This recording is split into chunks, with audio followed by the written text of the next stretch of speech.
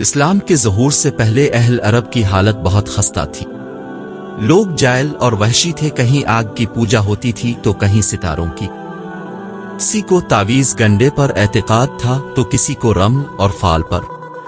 ہر قبیلہ اپنے اپنے بت کو خدا مانتا تھا، ہر گھرانہ اپنے خدا کو چار دیواری میں قید رکھتا۔ کعبہ مکرمہ میں جواب بیت اللہ اے خدا کا گھر ہے 360 بت تھے۔ لوگ درختوں کو سجدے کرتے تھے، قبروں پر ناک رگڑتے تھے، جابجا فتنہ و فساد بپا رہتا۔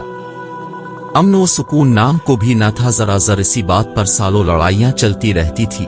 نہ قانون تھا، نہ انصاف، لوٹ مار کا بازار گرم رہتا تھا۔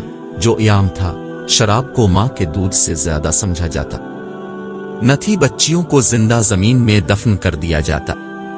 غرض سرزمین عرب میں چاروں طرف اندھیرا ہی اندھیرا تھا۔ ایسے میں خداوند تعالیٰ کی ذات پاک نے اپنی رحمت کے دروازے کھولے، ایمان کی راہ سے بھٹکے ہوئے لوگوں کی ہدایت کے لیے سرور کائنات حضرت محمد اللہ کو اس دنیا میں بھیجا۔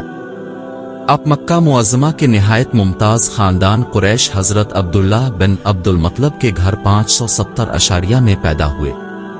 اب کی ولادت سے 2 ماہ پہلے ہی اب کے والد کا انتقال ہو چکا تھا۔ 6 برس کی عمر میں آپ کی والدہ ماجدہ بی بی آمنہ بھی وفات پا گئیں۔ چنانچہ آپ کی پرورش آپ کے دادا عبد المطلب کے ذمہ آئی، لیکن 2 سال بعد دادا کا سایہ بھی سر سے اٹھ گیا۔ اس پر حضور اللہ تعلیم کے چچا ابو طالب آپ کے سرپرست بنے۔ 56 کے مصائب حضرت اللہ کے حوصلوں کو ڈھا نہ سکے۔ دراصل حکم الہی نے آپ کی تقدیر میں قوم کی چوپانی لکھ رکھی تھی، چنانچہ بعد میں وہ بنی نوع انسان کے ہادی اعظم بنے۔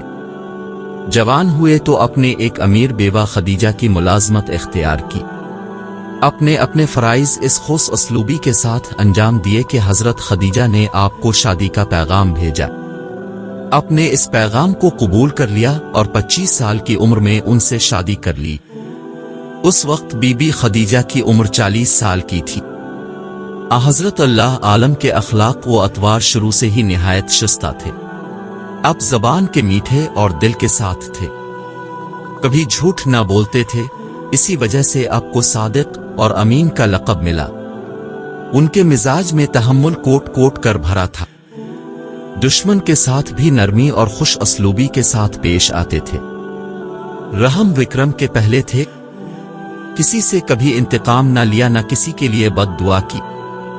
فقیر اور درویشی کی زندگی بسر کرتے، راحت و آسائش سے کوسوں دور رہتے۔ سارے عرب کے تاجدار تھے، مگر بوریے پر سوتے اور کھجوریں کھا کر گزارا کرتے تھے۔ عبادت کا یہ حال تھا کہ ساری رات یاد الہی میں گزار دیتے۔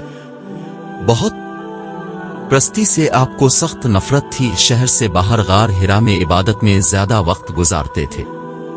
اسی غار میں آپ پر وحی نازل ہوئی۔ حضرت جبرائیل علیہ السلام نے بشارت دی کہ خدا نے آپ کو دنیا کی ہدایت کے لیے چن لیا ہے اور اپنا پیغمبر بنایا ہے، اسی وجہ سے آپ کو محمد مصطفیٰ کہتے ہیں۔ اس بشارت کے وقت آپ کی عمر 40 سال کی تھی۔ آپ نے اپنے نبی ہونے کا اعلان کیا اور اپنی قوم میں اسلام کی تبلیغ شروع کر دی۔ آپ کی تعلیم یہ تھی کہ خدا کی ذات واحد ولا شریک ہے، وہی سب کو پیدا کرنے والا اور رزق پہنچانے والا ہے، اس کے نزدیک سب انسان برابر ہے۔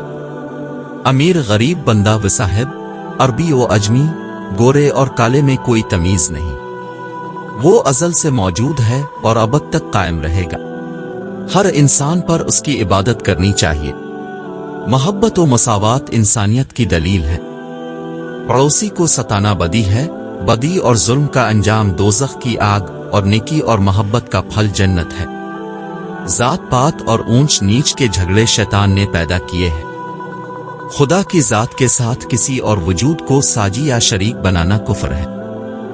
بت پرستی، دروغ گوئی، دختر کشی اور شراب نوشی گناہ عظیم ہے۔ رامولا میں روپیہ پیسہ تقسیم کرنہر صاحب ایمان پر فرض ہے کافر اور جاسل لوگ آپ کی تعلیم سے چڑھ گئے۔ آپ کی مخالفت اس قدر بڑھ گئی کہ آپ کو مجبور ان کے مکرمہ سے مدینہ شریف کی طرف ہجرت کرنا پڑی۔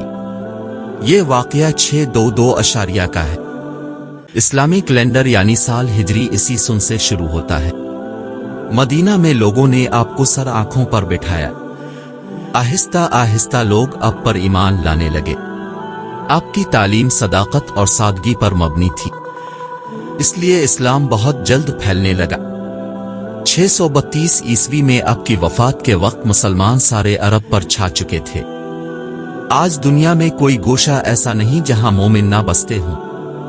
اہل اسلام کا عقیدہ ہے کہ حضرت محمد للہ دی تعلیم کے بعد دنیا میں کوئی پیغمبر نہیں آئے گا، اس لیے آپ کو خاتم المرسلین یا خاتم الانبیاء کہتے ہیں، یعنی اب دنیا کے آخری نبی ہیں۔